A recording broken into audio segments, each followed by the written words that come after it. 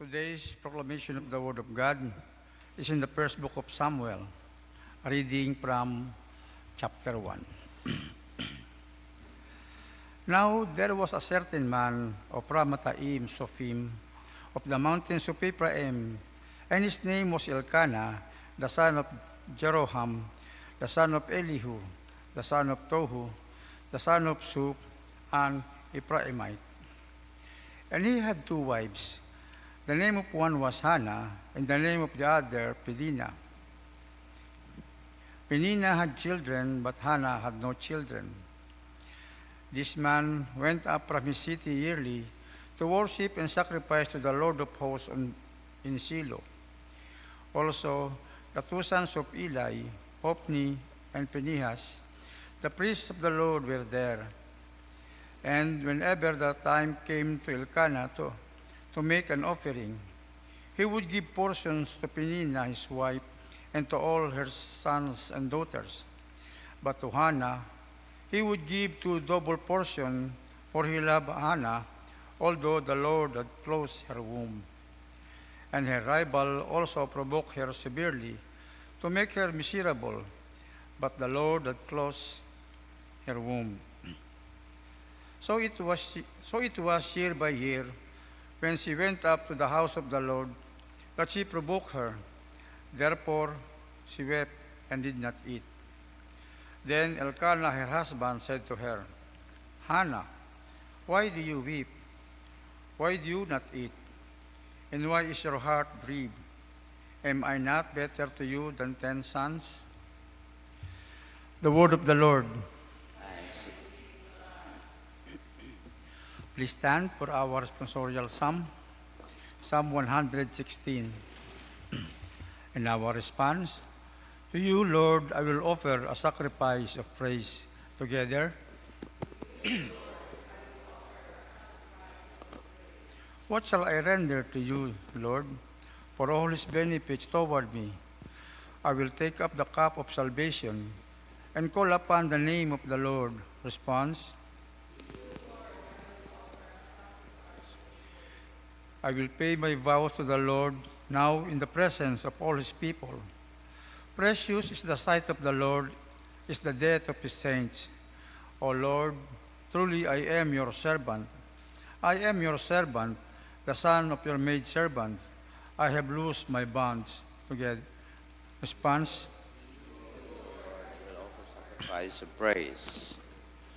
I will pay my vows to the Lord now in the presence of all his people, in the courts of the Lord's house, in the midst of you, O Jerusalem. Response, To you, Lord, sacrifice of praise.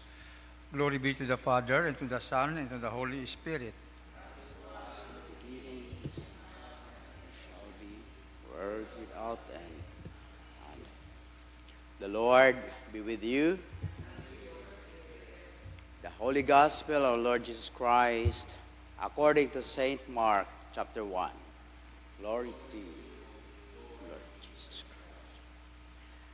Now after John was put in prison, Jesus came to Galilee, preaching the gospel of the kingdom of God, and saying, the time is fulfilled, and the kingdom of God is at hand. Repent and believe in the gospel. And as he walked by the sea of Galilee, he saw Simon, Andrew, his brother, casting a net into the sea, for they were fishermen. Then Jesus said to them, Come after me, and I will make you become fishers of men. And immediately they left their nets and followed him. When he had gone a little farther from there, he saw James, the son of Zebedee, and John his brother, who also were in the boat, mending their nets. And immediately he called them, and they left their father Zebedee and the boat with hired servants, and went after him. The Gospel of the Lord. Please be seated. And again, good morning. Today is the beginning of our ordinary time, meaning there's order. No? And order, hindi lang ordinary na napaka-ordinary, but there's order that the Lord set before us. So in our gospel today, talks about the beginning of public ministry of our Lord Jesus Christ after that John the Baptist was in prison. In other words, he took over the ministry of John the Baptist because I believe that the ministry of John the Baptist already tapos na. Tapos si Jesus ang nagpapatuloy. Jesus, he proclaimed the good news of the gospel. And when we talk of news, it should be preached to north, east, west, and south. In other words, sa buong mundo, north, east, west, south. That the kingdom of God is near and calls for repentance and belief. This is the mission of our Lord Jesus Christ. And then, he calls his first disciples. Sila Simon Peter, Andrew, James, and John.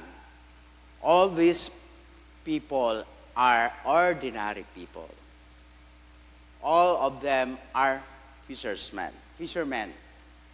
And what the fishermen do, they catch fish para may pang-ulam, no? Ordinary life, yung ginagawa nila, humuhuli ng isda. But we notice this, that fishers knew only to catch fish. Yan yung trabaho nila. Yan yung normal nilang ginagawa. And Jesus called them. Manotice natin dito that Jesus did not call the lawyers, teachers, philosophers, but an ordinary people.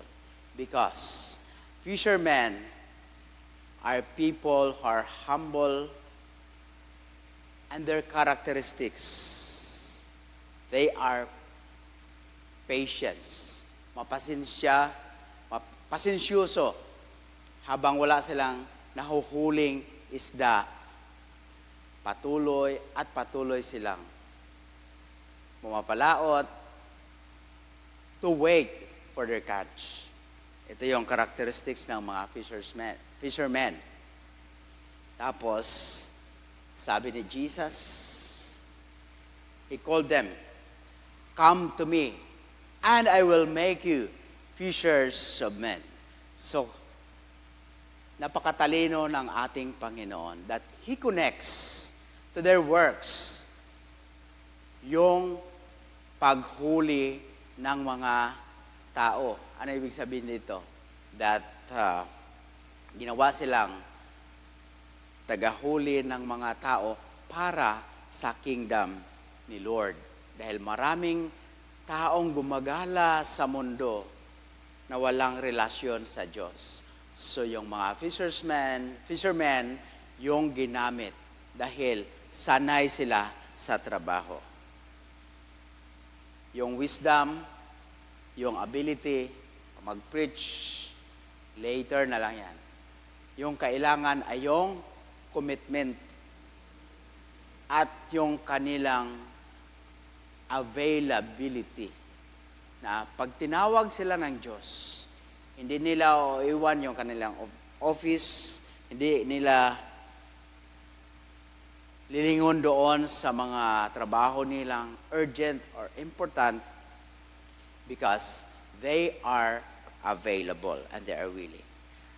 The message that I would like for us to see here is this, that when Jesus called us to follow Him, we need faith and total surrender and to move from our comfort zone and venture to our mission.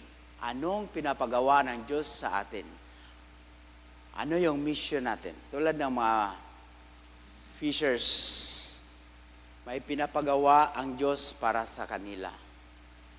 And they did not complain, they did not rationalize, hindi sila nag-reason out kay Jesus na wala silang alam. Pag tayo, if God called us to do something new, are we willing to leave our work and follow Him? Hindi sa atin yan, no? Jesus came to these people, came to them directly, inviting them, ordinary people, to a new purpose, transforming this skill into a spiritual purpose for mission. Ang mission, ang gawain nila to catch fish. Now their new mission, bago, to catch men for the kingdom of God. The disciples' response, immediately, they leave their nets, their boats, their work, and even their father Zebedee, together with their hired servants. Iniwan nila lahat and decide to follow Jesus. It shows to us a total commitment and total surrender. Following Jesus, not just an idea. Discipleship means following the person of Jesus, aligning our lives with His path. Not just about adopting a philosophy, but learn to follow Jesus even in simple saying, follow me. Are we willing to follow Him if He called us for another ministry? Are we willing to leave our comfort zone and to obey and to follow Jesus? Leaving the familiar, yung familiar na ginagawa natin, it requires leaving behind nets. Yung ginagawa nila, no? Diba? Nets. And sumunod sa Diyos. So, ibig sabihin, mayroon tayong ginagawa ngayon, we have to close the door behind us. And ilock para hindi natin babalikan. Pagdating ng mga sitwasyon sa buhay natin, pagdating ng mga kakailanganin, wala na tayong babalikan, kundi to continue to go on to our ministry. Leaving everything, leaving familiar things, and sumunod sa ating Panginoon. Ito yung price of being discipleship. Willing tayong i-give up kung ano mayroon tayo and to continue to go on despite difficulties, despite problems, despite opposition. In our life, our commitment, we have to continue and not looking back kung ano yung iniwan natin. Kasi sometimes, may mga trabaho tayo, may mga, let's say, office, mataas yung posisyon mo, mataas yung sahod.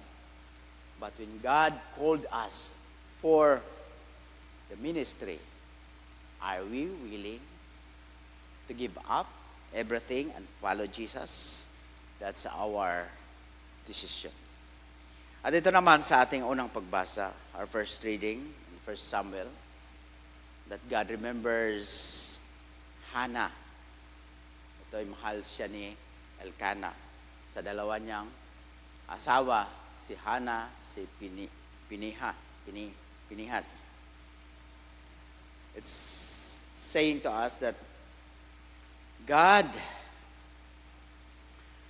remembers yung fervent prayer ni Hannah about her son or child. Dahil siya ay despite sa kanyang barrenness. Ang connection dito, tinawag ng Diyos yung mga disipulo to a new work, and Hannah also, pag nagkaanak siya, Hannah vows to dedicate her son to the Lord's service. And she follows through, giving up her child to the temple. At ang kanyang anak ay si Samuel, a new leader of Israel.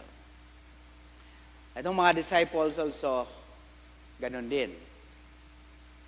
They immediately leave their nets, their boats, their resources, and even their family, their father, to continue to serve the Lord, to go on, to do the work of the ministry. It speaks to us, itong ordinary time, it speaks to us of our commitment that we should be willing to give up our comfort zone in order to follow our Lord and to go on to mission. Sabi nga ni Bishop, nung Saturday, yung mission natin ay hindi lang dito sa province, sa Aklan, sa Pilipinas, but yung command ng Panginoon ay to go out into the world to preach the gospel. Yan yung mission na ipinapagawa ng Diyos sa atin or sa lahat ng mga Kristiyano. So kung sino naman yung tinawag para sa ibang bansa, sabi niya, He is willing to send those people. Kaya pag may willing, mahirap yan. Because we do not know kung anong kahinat na natin. Baka ma-martyr tayo doon. Or anong hirap ang danasin natin. Ngayon, binibigyan tayo ng hint ng Panginoon that we have to give up our comfort zone in order to fulfill the calling that God has given us.